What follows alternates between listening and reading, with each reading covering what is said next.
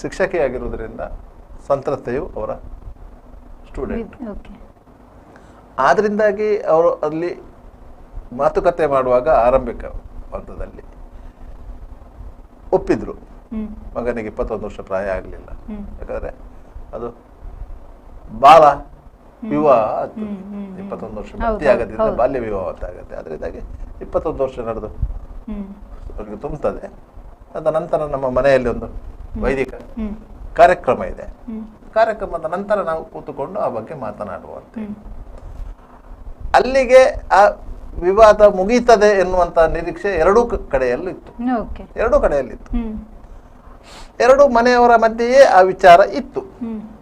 ಎರಡು ಮನೆಯವರ ಮಧ್ಯೆ ಇತ್ತು, ಬೇರೆ ಮನೆಯವರ ಕಿವಿಗೆ ಬಿದ್ದಿರ್ಲಿಲ್ಲ. ಆದ್ರೆ ಯಾವಾಗ ಹುಡುಗನಿಗೆ 21 ವರ್ಷ ಆಯ್ತೋ ಅಷ್ಟೊತ್ತಿಗೆ ಹುಡುಗಿಯ ಮನೆಯವರು ಅವರ ಮೇಲೆ ಒತ್ತಡ ಹೇರುವಂತಹ ಪ್ರಯತ್ನವನ್ನ ಮಾಡ್ತಾರೆ ಅಂತ ಆಗುವಾಗಲೇ ಜಗನ್ನಿವಾಸರಾವ್ ಅವರು ಮತ್ತು ಅವರ ಮಗ ಬೇರೆಂದು ವರಸೆದಿದ್ರು. ಏನಂತ?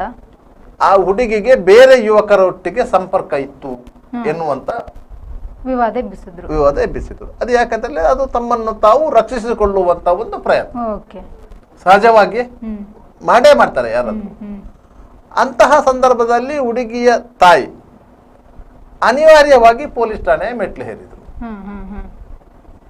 ಅಲ್ಲಿಗೆ ಜಗನ್ನಿವಾಸರಾವ್ ಬಂದು ಮಾತುಕತೆ ಮಾಡಿದ್ದಾರೆ. ಒಂದು ಮುಚ್ಚಳಿಕೆ ಪತ್ರವನ್ನು ಬರೆದು ಕೊಟ್ಟಿದ್ದಾರೆ ಪೊಲೀಸ್ ಸ್ಟೇಷನ್ ಅಲ್ಲಿ, ನಾವು ಮದುವೆ ಮಾಡ್ತೇವೆ ಅಂತ.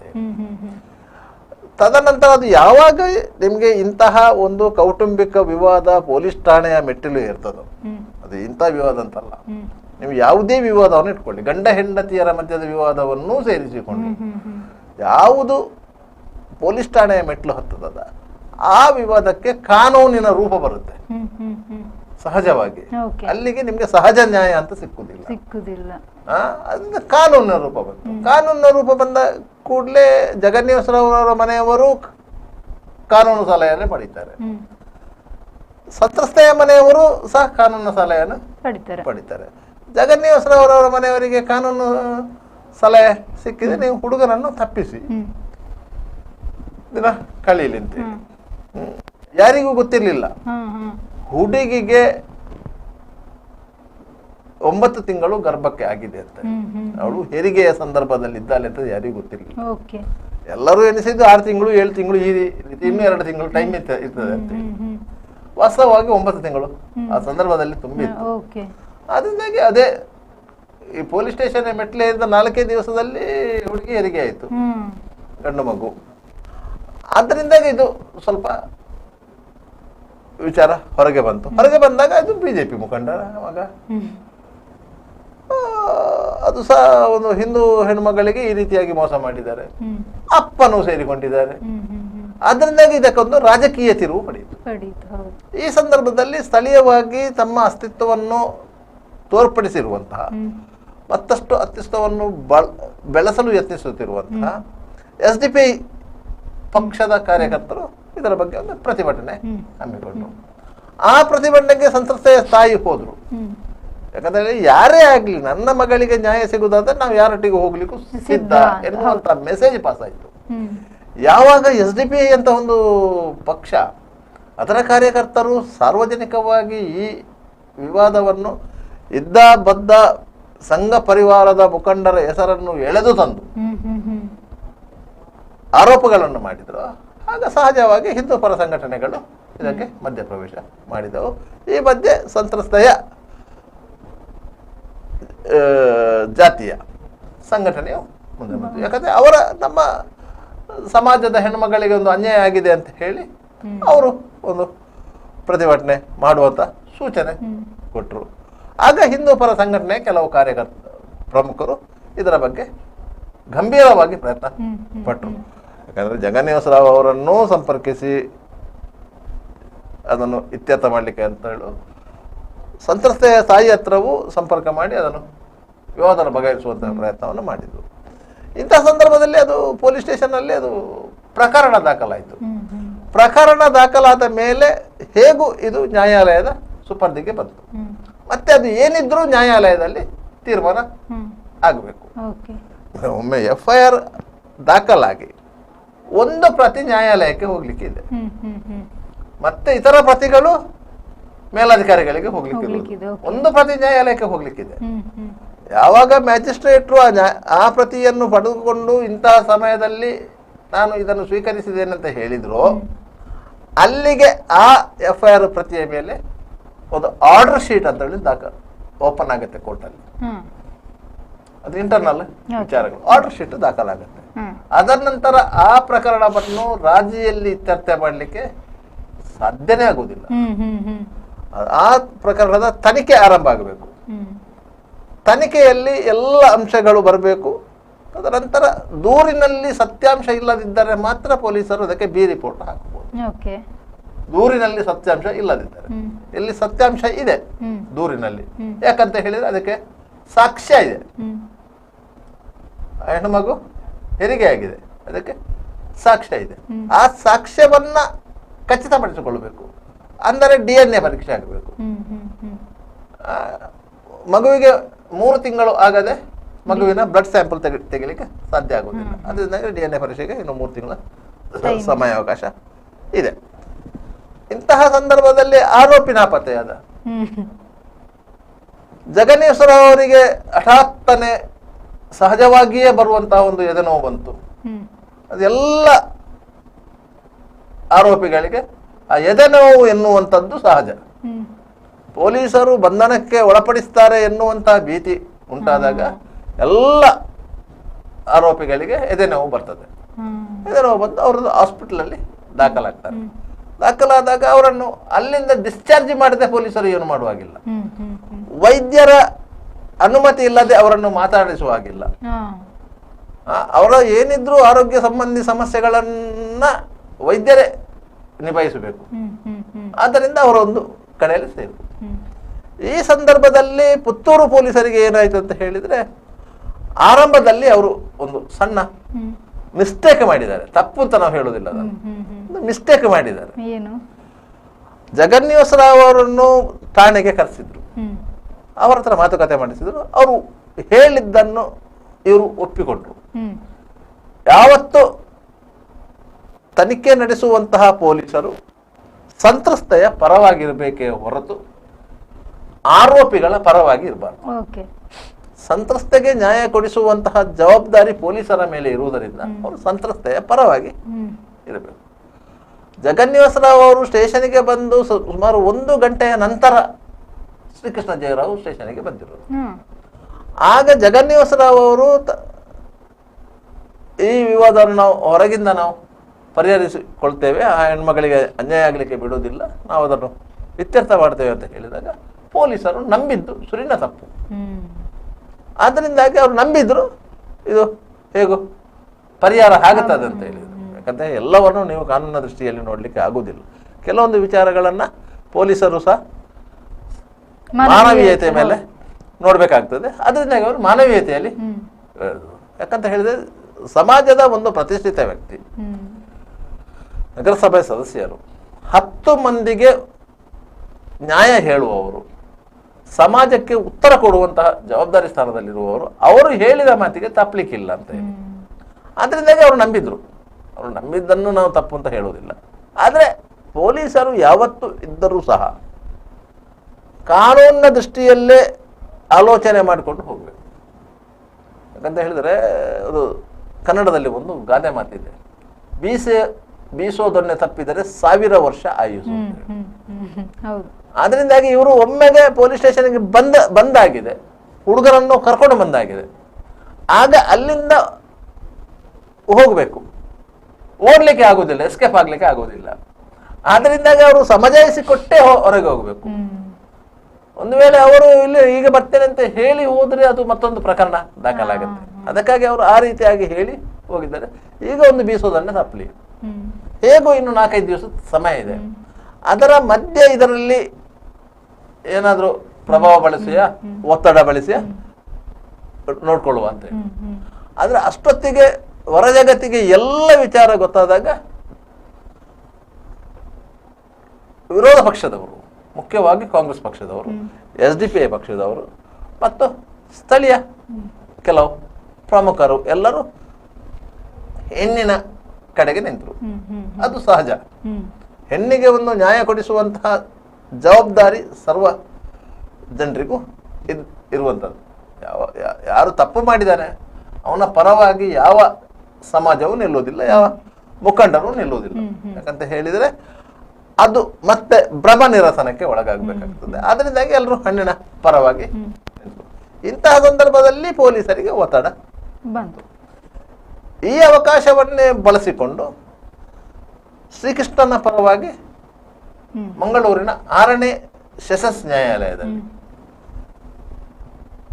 ನಿರೀಕ್ಷಣಾ ಜಾಮೀನು ಅರ್ಜಿಯನ್ನು ಹಾಕಲಾಯಿತು. ನನಗೆ ಜಾಮೀನೊಂದು ಸಿಕ್ಕಲಿ ಮತ್ತೆ ನೋಡುವ ಅಂತ.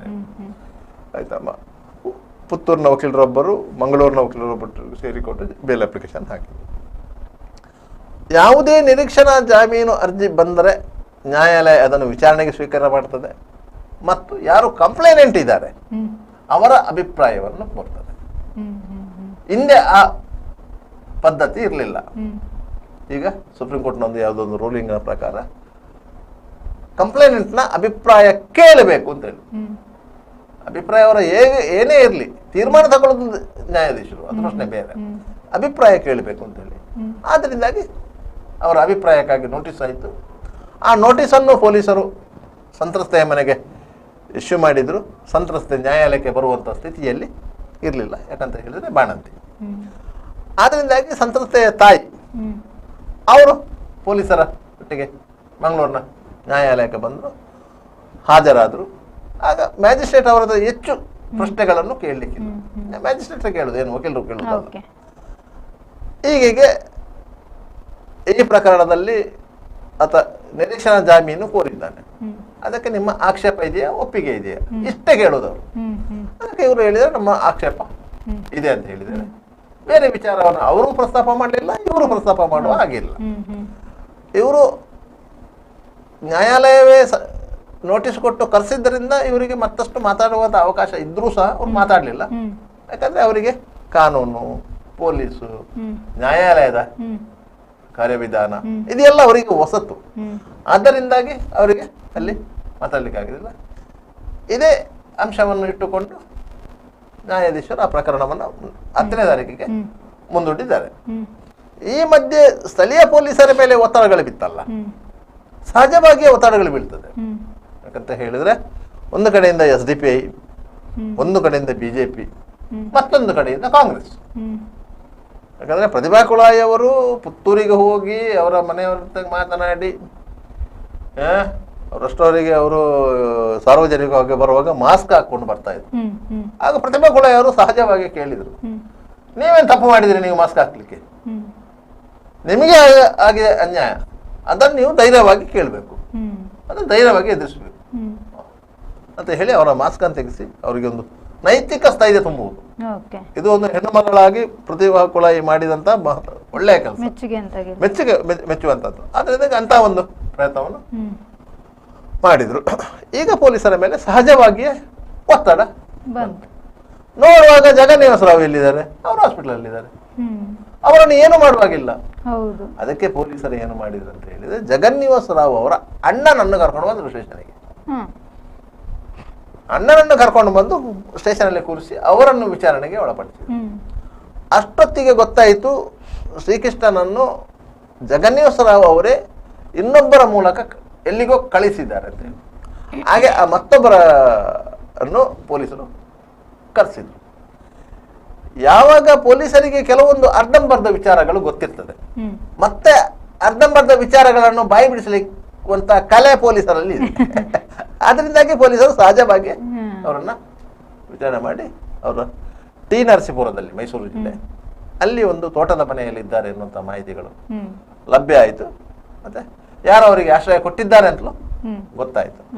ಅವರು ಜಗನ್ನಿವಾಸ ರಾವ್ ಅವರ ಪರಿಚಿತರು, ಅವರು ಆಶ್ರಯ ಕೊಟ್ಟಿದ್ರು. ಇವರು ಹೋಗಿ ಅಲ್ಲಿಂದ ಅವರನ್ನು ಕರ್ಕೊಂಡು ಬಂದಿದ್ದಾರೆ. ಬಂದು ಪೊಲೀಸ್ ಸ್ಟೇಷನಲ್ಲಿ ಅವನು ವಿಚಾರಣೆ ಮಾಡಿದ್ದಾರೆ. ವಿಚಾರಣೆ ಮಾಡುವಂಥದ್ದೇನಿಲ್ಲ, ಪೊಲೀಸರಿಗೆ ಎಲ್ಲ ವಿಚಾರಗಳು ಗೊತ್ತಿತ್ತು. ಅದನ್ನೊಂದು ಅವನ ಹತ್ರ ಕ್ಲಾರಿಫಿಕೇಶನ್ ಕೇಳಲಿಕ್ಕಿತ್ತು. ಅದನ್ನು ಕ್ಲಾರಿಫಿಕೇಶನ್ ಕೇಳಿದ್ರು. ಮತ್ತೆ ಅವನನ್ನು ಮೆಡಿಕಲ್ ಮಾಡಿಸಿದ್ರು. ನ್ಯಾಯಾಲಯಕ್ಕೆ ಹಾಜರುಪಡಿಸುವ ಸಂದರ್ಭದಲ್ಲಿ ಜಗನ್ನಿವಾಸ ರಾವ್ ಅವರು ಹಾಸ್ಪಿಟಲಿಂದ ಡಿಸ್ಚಾರ್ಜ್ ಆಗಿ ಮನೆಗೆ ಬಂದಿದ್ರು. ಆಗ ಅವರನ್ನು ಸ್ಟೇಷನ್ಗೆ ಕರೆಸಿದ್ರು. ಯಾಕಂದ್ರೆ ತಪ್ಪಿಸಿಟ್ಟದ್ದು ಅವರು, ಹೌದು. ಹಾರ್ಬರಿಂಗ್ ಮಾಡಿದವರು ಹ್ಮ್. ಹೌದು. ಅವರಿಗೊಂದು ಆಶ್ರಯ ಕೊಡಬೇಕು ಅಂತ ಒಬ್ಬರನ್ನ ಕೇಳಿಕೊಂಡದ್ದು ಎಲ್ಲ ಅವರು. ಅದರಿಂದಾಗಿ ಅವರು ಆರೋಪಿಗೆ ಸಹಕರಿಸಿದ್ದಾರೆ ಅದರಲ್ಲಿ ಅವರ ಮೇಲೆ ಪ್ರತ್ಯೇಕವಾದ ಒಂದು ಕೇಸು ದಾಖಲಿಸಿಕೊಂಡ್ರು. ಇದೇ FIR ಅಲ್ಲ, ಬೇರೆ ಮೊದಲ FIR ಅಲ್ಲ, ಅದು ಪೊಲೀಸರ ತನಿಖೆಯಲ್ಲಿ ಕಂಡು ಬಂದಂತ ಅಂಶಗಳ ಮೇಲೆ ಅವರು ಮತ್ತೊಂದು FIR ಮಾಡಿದ್ರು. ಆ FIR ನಲ್ಲಿ ಜಗನ್ನೇಶ್ವರ ಅವರನ್ನು ನ್ಯಾಯಾಲಯಕ್ಕೆ ಹಾಜರುಪಡಿಸಿದ್ರು. ಅವರಿಗೆ ಜಾಮೀನು ಆಯಿತು. ಯಾಕಂದ್ರೆ ಅದು 3 ವರ್ಷ ಶಿಕ್ಷೆ ಪ್ರಮಾಣ ಇರುವಂತ ಸೆಕ್ಷನ್ ಅಡಿಯಲ್ಲಿ ಕೇಸು ದಾಖಲಾಗಿದೆ, ಅಷ್ಟೇ ಇರುವುದು ಅದರಲ್ಲಿ. ಒಂದು ವೇಳೆ ನಾಳೆ ಕೋರ್ಟಲ್ಲಿ ಪ್ರೂವ್ ಆದ್ರೂ ಅವರಿಗೆ 3 ವರ್ಷದವರೆಗೆ ಶಿಕ್ಷೆ ಆಗಬಹುದು, ಅಷ್ಟು ಬಿಟ್ರೆ ಬೇರೆ ಗಂಭೀರ ಪ್ರಕರಣ ಅಲ್ಲ. ಅದರಿಂದಾಗಿ ಸುಪ್ರೀಂ ಕೋರ್ಟ್ ರೂಲಿಂಗ್ ಪ್ರಕಾರ 7 ವರ್ಷಗಳಿಗಿಂತ ಕಡಿಮೆ ಶಿಕ್ಷೆಯ ಪ್ರಮಾಣ ಇರುವಂತ ಅಪರಾಧಗಳಲ್ಲಿ ಆರೋಪಿಯನ್ನು ಕಸ್ಟಡಿಯಲ್ಲಿ ಇಡುವಂತ ಅವಶ್ಯಕತೆ ಇಲ್ಲ ಅಂತ ಇದೆ. 7 ವರ್ಷಗಳಿಗಿಂತ ಕಡಿಮೆ ಶಿಕ್ಷೆಯ ಪ್ರಮಾಣ ಇರುವಂತಹ ಸೆಕ್ಷನ್ಗಳಲ್ಲಿ ಅಪರಾಧಿಯನ್ನು ಕಸ್ಟಡಿಯಲ್ಲಿ ಇಟ್ಟುಕೊಳ್ಳುವಂತ ಅಗತ್ಯ ಇಲ್ಲ ಅಂತ. ಅಂದ್ರೆ ಯಾವುದಾದ್ರೂ ಸಾಕ್ಷ್ಯ ಸಂಗ್ರಹಗಳಿದ್ರೆ ಅಂತಹ ಪ್ರಕರಣಗಳಲ್ಲಿ ಆರೋಪಿಯನ್ನು ಕಸ್ಟಡಿಯಲ್ಲಿ ಇಟ್ಕೊಳ್ಬೇಕು. ಅಗತ್ಯ ಇಲ್ಲದಿದ್ರೆ ಅವರನ್ನು ಕಸ್ಟಡಿಯಲ್ಲಿ ಇಟ್ಕೊಳ್ಳುವ ಅಗತ್ಯ ಇಲ್ಲ. ಯಾಕೆ ತನಿಖೆಯ ವಿಚಾರಕ್ಕೆ ಸಂಬಂಧಪಟ್ಟಂತೆ ಅವರನ್ನು ಕಸ್ಟಡಿಯಲ್ಲಿ ಇಟ್ಕೊಳ್ಳುವಂತ ಅವಶ್ಯಕತೆ ಇಲ್ಲ. ಅದರಿಂದಾಗಿ ಜಗನ್ನೇಶ್ ರಾವ್ ಅವರನ್ನು ಬೇಲಲ್ಲಿ ರಿಲೀಸ್ ಮಾಡಿದ್ದಾರೆ. ಕೃಷ್ಣರಾವ್ ಅವರು ಮಾಡಿದಂತ ಅಪರಾಧ ಇದರಲ್ಲಿ ಮೊದಲಾದ್ರೆ 376, ಈಗ BNS ಆಗಿರೋದ್ರಿಂದ 176 ಅಂತ ಸೆಕ್ಷನ್ ಇದೆ. ಆ ಸೆಕ್ಷನ್ ಅಡಿಯಲ್ಲಿ FIR ಆಗಿರೋದು. ಅದಕ್ಕೆ ಗರಿಷ್ಠ ಶಿಕ್ಷೆ ಅಂತ ಹೇಳಿದ್ರೆ ಜೀವಾವಧಿಯವರೆಗೆ ಇದೆ. ಮೊದಲು 7 ವರ್ಷದವರೆಗೆ ಇತ್ತು, ಈಗ ಗರಿಷ್ಠ ಶಿಕ್ಷೆ ಜೀವಾವಧಿಯವರೆಗೆ ಇದೆ. ಅದರಿಂದಾಗಿ ಅವನನ್ನು ಜಾಮೀನಲ್ಲಿ ಬಿಡುವಂತ ಅವಕಾಶಗಳು ಇಲ್ಲ, JMFC ನ್ಯಾಯಾಲಯಕ್ಕೆ ಇಲ್ಲ. ಯಾಕಂದ್ರೆ ಆರೋಪಿಯನ್ನು ನೀವು ಪ್ರೊಡ್ಯೂಸ್ ಮಾಡುವುದೇ JMFC ನ್ಯಾಯಾಲಯಕ್ಕೆ. ಅದರಿಂದಾಗಿ ಅಲ್ಲಿ ಅವರಿಗೆ ಆ ಪವರ್ ಇಲ್ಲ. ಅದ ನಂತರ ಅವರು ಪ್ರೊಡ್ಯೂಸ್ ಮಾಡಿದರೆ ಅದನ್ನು ನ್ಯಾಯಾಂಗ ಬಂಧನಕ್ಕೆ ಒಪ್ಪಿದ್ದಾರೆ. ಈಗ ಈ ಪ್ರಕರಣದಲ್ಲಿ ಆರೋಪಿಗೆ ಜಾಮೀನು ಆಗ್ತದ ಇಲ್ವಾ ಎನ್ನುವಂತಹ ಪ್ರಶ್ನೆ ಇರುವುದು. ಒಂದು ಆರೋಪಿಗೆ ಜಾಮೀನು ಆಗಿದೆ. ಯಾಕಂತೇಳಿ ಅವರ ಮೇಲೆ ಇರುವ ಚಾರ್ಜಸ್ಗಳು ಕೇವಲ ಒಂದು 3 ವರ್ಷದ ಒಳಗಿನ ಶಿಕ್ಷೆಯ ಪ್ರಮಾಣ ಇರುವಂತಹ ಚಾರ್ಜಸ್ಗಳು. ಅದರಿಂದಾಗಿ ಅವರಿಗೆ ಜಾಮೀನು ಆಗಿದೆ. ಆದ್ರೆ ಪ್ರಮುಖ ಆರೋಪಿ ಕೃಷ್ಣರಾವ್ನ ಮೇಲೆ ಇರುವಂತದ್ದು ಜೀವಾವಧಿ ಶಿಕ್ಷೆ ವಿಧಿಸುವಂತಹ ಚಾರ್ಜಸ್ಗಳು, ಆರೋಪಗಳು. ಆದ್ದರಿಂದ ಆತನಿಗೆ ಜಾಮೀನು ಆಗ್ತದ ಇಲ್ಲ. ಈಗಾಗಲೇ ಮಂಗಳೂರಿನ 6ನೇ JMFC ಸೆಷನ್ಸ್ ನ್ಯಾಯಾಲಯದಲ್ಲಿ ಆತನ ಆಂಟಿಸಿಪೇಟರಿ ಬೇಲ್ ಅರ್ಜಿ ವಿಚಾರಣೆಯಲ್ಲಿ ಬಾಕಿ ಇದೆ. ಈ ಸಂದರ್ಭದಲ್ಲಿ ಆತ ಬಂಧನಕ್ಕೆ ಒಳಗಾಗಿರುವುದರಿಂದ ಆ ಅರ್ಜಿ ಮಾನ್ಯತೆಯನ್ನು ಕಳ್ಕೊಳ್ತದೆ ಸಹಜವಾಗಿ. ಆ ಅರ್ಜಿಯ ಮೇಲೆ ನ್ಯಾಯಾಲಯ ಯಾವುದೇ ತೀರ್ಮಾನ ತಗೊಳ್ಳೋದಿಲ್ಲ. ಆಗ ಯಾರು ಅರ್ಜಿ ಹಾಕಿದಾರ ವಕೀಲರು ಆ ಅರ್ಜಿಯನ್ನು ವಾಪಸ್ ತಗೊಂಡು ಇವರು ಪ್ರತ್ಯೇಕವಾದ ಇನ್ನೊಂದು ಅರ್ಜಿ ಹಾಕ್ತಾರೆ. ಇವನಿಗೆ ರೆಗ್ಯುಲರ್ ಬೇಲ್ ಕೊಡ್ಬೇಕಂತ, ಜಾಮೀನು ಕೊಡ್ಬೇಕಂತೇಳಿ ಆ ಅರ್ಜಿ ಹಾಕ್ತಾರೆ. ಆ ಅರ್ಜಿಯ ಮೇಲೆ ವಾದ ಪ್ರತಿವಾದಗಳಾಗುತ್ತದೆ, ಒಬ್ಜೆಕ್ಷನ್ ಆಗುತ್ತೆ. ಅದರ ನಂತರ ನ್ಯಾಯಾಲಯ ತೀರ್ಮಾನ ಮಾಡ್ತದೆ. ಯಾಕಂದ್ರೆ ನ್ಯಾಯಾಲಯದ ತೀರ್ಮಾನವನ್ನು ನಾವು ಇಲ್ಲಿ ಪ್ರಶ್ನಿಸುವಾಗಿಲ್ಲ. ಈ ಪ್ರಕರಣದಲ್ಲಿ ಒಂದು ವಿಶಿಷ್ಟವಾದ ಒಂದು ತಿರುವು ಇದೆ. ಇದು ಅತ್ಯಾಚಾರ ಪ್ರಕರಣ ಆಗ್ತದ ಇಲ್ಲವ ಅಂತ ಹೇಳಿ ತನಿಖೆಯಲ್ಲಿ ಗೊತ್ತಾಗಬೇಕು. ಈಗ ತನಿಖೆಯಲ್ಲಿ ಅದು ಅತ್ಯಾಚಾರ ಅಂತ ಹೇಳಿ ಪ್ರೂವ್ ಆಗಬೇಕು ತನಿಖೆಯಲ್ಲಿ. ಆದ್ರೆ ಇದರಲ್ಲಿ ಮೇಲ್ನೋಟಕ್ಕೆ ಈಗ ಇರುವ ಸಾಕ್ಷ್ಯಾಧಾರಗಳನ್ನು ನೀವು ಅವಲೋಕಿಸಿದರೆ ಇದು ಅತ್ಯಾಚಾರ ಅಲ್ಲ. ಇವಾಗ ಅತ್ಯಾಚಾರ ಆಗಿದ್ದಿದ್ರು ಆದ ಸಂದರ್ಭದಲ್ಲಿ ಇದು ದೊಡ್ಡ ವಿಷಯ ಆಗಿರ್ಬೋದಿತ್ತಲ್ವ ಸರ್? ಇಲ್ಲ, ಇದು ಯಾಕಂತ ಹೇಳಿದ್ರೆ ಇದು ತುಂಬಾ ಸಮಯದ ಹಿಂದೆ ಆದದ್ದಲ್ಲ. ಇದು ಕಳೆದ ವರ್ಷ ಸಂತ್ರಸ್ತೆ ಹೇಳುವ ಪ್ರಕಾರ ಅಕ್ಟೋಬರ್ ತಿಂಗಳಲ್ಲಿ ಆಗಿರುವಂತದ್ದು. ಅವರ ಇಬ್ಬರ ಮಧ್ಯೆ ಮಿಲನ ಆಗಿರುವಂತದ್ದು ಅಕ್ಟೋಬರ್ ತಿಂಗಳಲ್ಲಿ. ಆ ಸಂದರ್ಭದಲ್ಲಿ ಅವರಿಬ್ಬರು ಪ್ರಾಪ್ತ ವಯಸ್ಕರು. ಹುಡುಗನಿಗೆ ಮದುವೆ ಆಗುವ ವಯಸ್ಸು ಆಗ್ಲಿಲ್ಲ ಅಂತ ಹೊರತು ಅವ ಅಪ್ರಾಪ್ತನೇ ಹೊರತು ಹುಡುಗಿ ಅಪ್ರಾಪ್ತ ಅಲ್ಲ. ಹುಡುಗಿ ಅಪ್ರಾಪ್ತೆ ಅಲ್ಲ. ಆದ್ದರಿಂದ ಹುಡುಗಿ ಮೇಜರ್ 18 ವರ್ಷ ದಾಟಿದೆ. ಮದುವೆ ಮಾಡುವಂತಹ ಸಂದರ್ಭದಲ್ಲಿ ಹುಡುಗಿಗೆ 18 ವರ್ಷ ದಾಟಿರ್ಬೇಕು, ಹುಡುಗನಿಗೆ 21 ವರ್ಷ ದಾಟಿರ್ಬೇಕಂತಲ್ಲಿ ಕಾನೂನು ಇದು. ಆದ್ದರಿಂದ ಹುಡುಗಿಗೆ 18 ವರ್ಷ ದಾಟಿದೆ. ಅದರಿಂದ ಅವಳು ಅಪ್ರಾಪ್ತೆ ಅಲ್ಲ. ಆಯ್ತಾ. ಹುಡುಗನಿಗೆ 21 ವರ್ಷ ಭರ್ತಿ ಆಗ್ಲಿಲ್ಲ ಅಷ್ಟೇ, ಅವನಿಗೆ ಒಂದು 6 ತಿಂಗಳು ಕಡಿಮೆ ಇತ್ತು. 20 ವರ್ಷ 6 ತಿಂಗಳು ನಡೀತಾ ಇತ್ತು. ಆದ್ದರಿಂದಾಗಿ ಮದುವೆಗೆ ಅಡ್ಡಿ ಇತ್ತೇ ಹೊರತು ಬೇರೆ ಯಾವ ಕ್ರಿಯೆಗಳಿಗೆ ಅಡ್ಡಿ ಇರಲಿಲ್ಲ ಅವರು. ಆದ್ರಿಂದ ಅವರು ಪರಸ್ಪರ ಜೊತೆ ಆಗಿದ್ದಾರೆ. ಪರಿಣಾಮ ಹೆಣ್ಣಿನ ಮೇಲೆ ಆಗುವುದರಿಂದ ಅವಳು ಗರ್ಭಿಣಿಯಾಗಿದ್ದಾಳೆ. ಇಂತಹ ಸಂದರ್ಭದಲ್ಲಿ ಅದು ಅತ್ಯಾಚಾರಕ್ಕೆ ಸಮಾನ ಆಗ್ತದ ಎನ್ನುವುದು ಈಗ ಪ್ರಶ್ನೆ ಇರುವುದು. ನ್ಯಾಯಾಲಯದಲ್ಲಿ ನಾಳೆ ಅವನ ಶ್ರೀಕೃಷ್ಣ ಪರವಾಗಿ ವಾದ ಮಾಡುವಂತ ವಕೀಲರು ಅದನ್ನೇ ಮುಂದೆ ಕೊಡ್ತಾರೆ. ಇದು ಅತ್ಯಾಚಾರ ಅಲ್ಲ, ಇದು ಇಬ್ಬರು ಪರಸ್ಪರ ಒಪ್ಪಿಗೆಯಿಂದ ಆಗಿರುವಂತಹ ಲೈಂಗಿಕ ಸಂಪರ್ಕವೇ ಹೊರತು ಇದು ಫೋರ್ಸೆಬಲಿ ಅಲ್ಲ. ಆದ್ದರಿಂದ ಇದು ಅತ್ಯಾಚಾರ ಅಲ್ಲ ಅಂತ ಹೇಳಿ ಪ್ರೂವ್ ಆಗಬೇಕಂತಾದ್ರೆ ಪೊಲೀಸರ ತನಿಖೆಯಲ್ಲಿ ಅದು ಬರಬೇಕೇ ಹೊರತು ಈ ಸಂದರ್ಭದಲ್ಲಿ ಅದು ಪ್ರಸ್ತುತ ಆಗುವುದಿಲ್ಲ. ಈ ಸಂದರ್ಭದಲ್ಲಿ ಅದು ಪ್ರಸ್ತುತ ಆಗುವುದಿಲ್ಲ.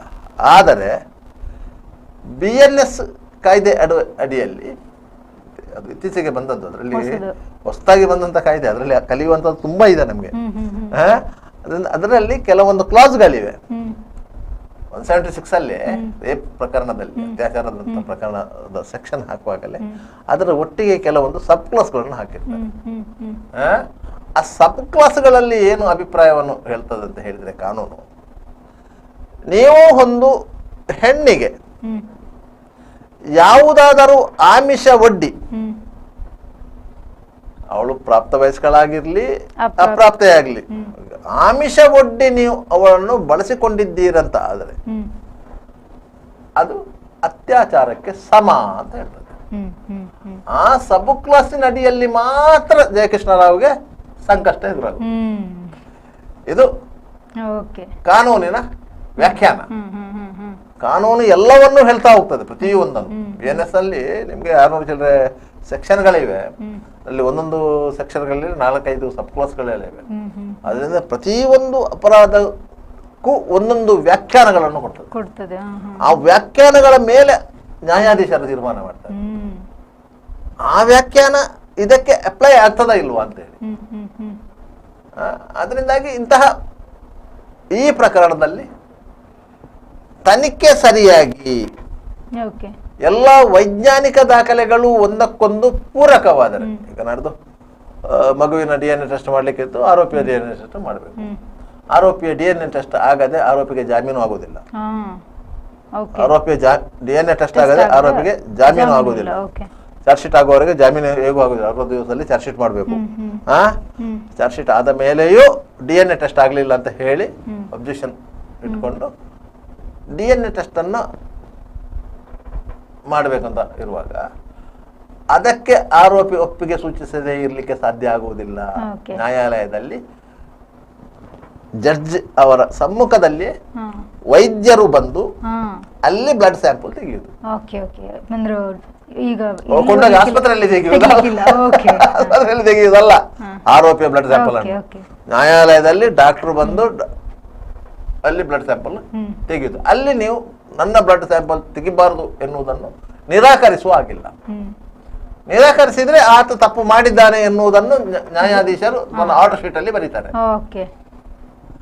FIR ಒಟ್ಟಿಗೆ ಒಂದು ಆರ್ಡರ್ ಶೀಟ್ ಯಾವಾಗ ಒಂದು ಕ್ರಿಯೇಟ್ ಆಗ್ತದ, ಆ ಆರ್ಡರ್ ಶೀಟ್ ಅಲ್ಲಿ ಬರೀತಾರೆ. ಅದು ಮುಂದಕ್ಕೆ ಎಲ್ಲ ಸಂದರ್ಭದಲ್ಲಿ ಅದೊಂದು ದಾಖಲೆ ಆಗಿ ಉಳಿತದೆ ನ್ಯಾಯಾಲಯದಲ್ಲಿ. ಆದ್ದರಿಂದ ಅದನ್ನು ನಿರಾಕರಿಸುವಾಗಲ್ಲ. ಮತ್ತೆ ಆ ಸಂದರ್ಭದಲ್ಲಿ 2 DNA ಟ್ಯಾಲಿ ಆದರೆ, ಇವನ DNA ಮತ್ತು ಮಗುವಿನ DNA ಟ್ಯಾಲಿ ಆದರೆ ಅಲ್ಲಿ ಇವರು ಅತ್ಯಾಚಾರ ಮಾಡಿದ್ದಾನೆ ಎನ್ನುವುದು ಪ್ರೂವ್ ಆಗುತ್ತೆ. ಕನಿಷ್ಠ 20 ವರ್ಷ ಶಿಕ್ಷೆ ಆಗ್ತದೆ.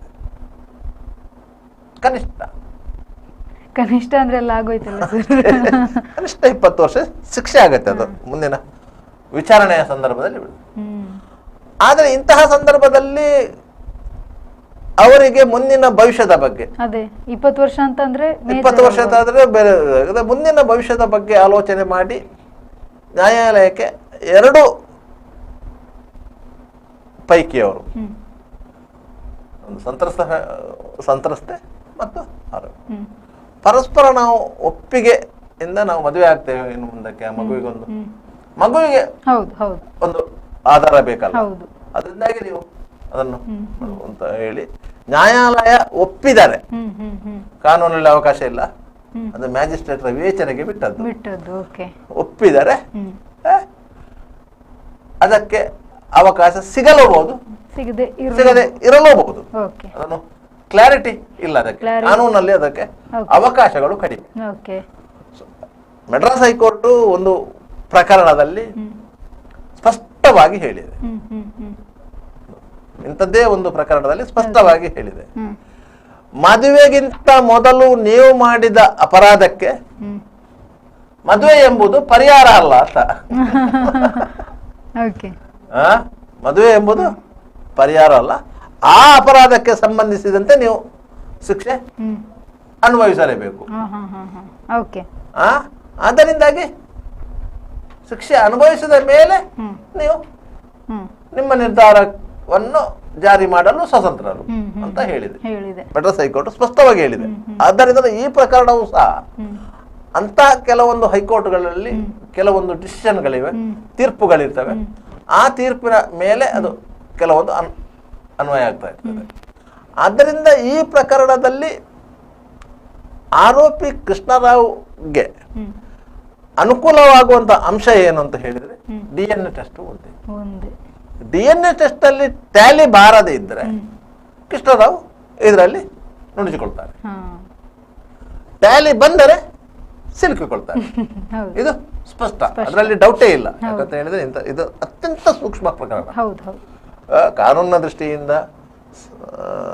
ಸಾರ್ವಜನಿಕವಾಗಿ ಬೇರೆ ಬೇರೆ ಮಜಲುಗಳನ್ನು ತಲುಪಿದಂತಹ ಪ್ರಕರಣ ಆಗಿರುವುದರಿಂದ ಮತ್ತೆ ಸ್ವಲ್ಪ ಹೈಪ್ ಆದ ಪ್ರಕರಣಗಳಲ್ಲಿ, ಏನು ಗುಟ್ಟಿನಲ್ಲಿ ಆಗುವಂತಹ ಪ್ರಕರಣಗಳಲ್ಲ, ಸ್ವಲ್ಪ ಹೈಪ್ ಆಗಿದೆ. ಸಾರ್ವಜನಿಕವಾಗಿ ಎಲ್ಲರೂ ಈ ಬಗ್ಗೆ ಚರ್ಚೆ ಮಾಡಿದ್ದಾರೆ. ಇದು ನ್ಯಾಯಾಲಯದ ಗಮನಕ್ಕೂ ಬಂದಿರ್ತದೆ. ಆ ಫೈಲ್ ಬಂದ ಕೂಡಲೇ ಜಡ್ಜಿಗಳಿಗೆ ಈ ಹಳೆಯ ನೆನಪುಗಳೆಲ್ಲ ಬರ್ತದೆ.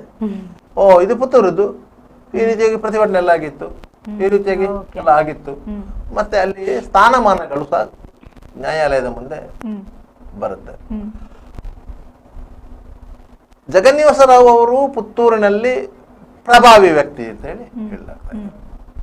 ಖಂಡಿತವಾಗಿಯೂ ಪ್ರಭಾವಿ, ಒಂದು ಪ್ರಮುಖ ರಾಜಕೀಯ ಪಕ್ಷವೊಂದರ ನೇತಾರರು, ನಗರಸಭೆಯ ಸದಸ್ಯರು, ಸಾಕಷ್ಟು ಸ್ಥಿತಿವಂತರು. ಆದ್ದರಿಂದ ಅವರು ವಿಚಾರಣೆ ಸಂದರ್ಭದಲ್ಲಿ ಈ ಪ್ರಕರಣದ ಸಾಕ್ಷಿದಾರರಿಗೆ ಒತ್ತಡ ಹೇರುವಂತಹ, ಸಾಕ್ಷ್ಯವನ್ನು ತಿರುಚುವಂತಹ ಎಲ್ಲ ಸಾಧ್ಯತೆಗಳಿದೆ ಎನ್ನುವುದನ್ನು ನ್ಯಾಯಾಲಯ ಗಮನದಲ್ಲಿಟ್ಟುಕೊಳ್ಳುತ್ತದೆ. ಈ ಪ್ರಕರಣದಲ್ಲಿ ನಿಮಗೆ ಬೇರೆ ಸಾಕ್ಷ್ಯಗಳು ಮುಖ್ಯ ಆಗುವುದಿಲ್ಲ, ಕೇವಲ ವೈಜ್ಞಾನಿಕ ಸಾಕ್ಷ್ಯಗಳು ಮಾತ್ರ ಮುಖ್ಯ ಆಗ್ತದೆ ಹೊರತು ಬೇರೆ ಸಾಕ್ಷ್ಯಗಳು ಮುಖ್ಯ ಆಗುವುದಿಲ್ಲ. ಅದರಿಂದ ಬೇರೆ ಆ ವೈಜ್ಞಾನಿಕ ಸಾಕ್ಷ್ಯಗಳು ಒಂದಕ್ಕೊಂದು ಪೂರಕವಾದರೆ ಈ ಪ್ರಕರಣದಲ್ಲಿ ಶಿಕ್ಷೆ ಆಗುತ್ತೆ.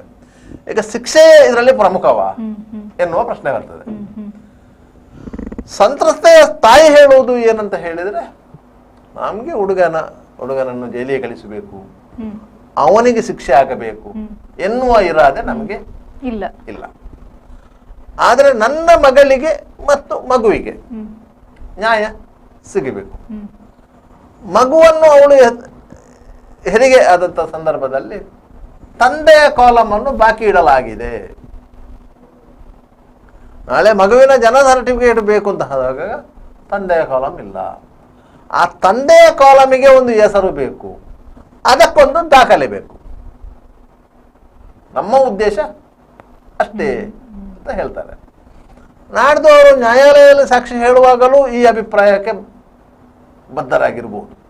ಆದರೆ ನ್ಯಾಯಾಲಯ ಕಾನೂನಿನ ಅಡಿಯಲ್ಲೇ ವ್ಯವಹರಿಸಬೇಕೇ ಹೊರತು ಅದನ್ನು ಹೊರತಾಗಿ ವ್ಯವಹರಿಸಲಿಕ್ಕೆ ಸಾಧ್ಯ ಆಗುವುದಿಲ್ಲ. ಈ ಒಂದು ಪ್ರಕರಣ ಇನ್ನು ಇಂಥ ಹಲವಾರು ಪ್ರಕರಣಗಳಿಗೆ ಮಾನದಂಡ ಆಗ್ಲಿಕ್ಕೆ ಸಾಧ್ಯ ಆಗುವುದಿಲ್ಲ.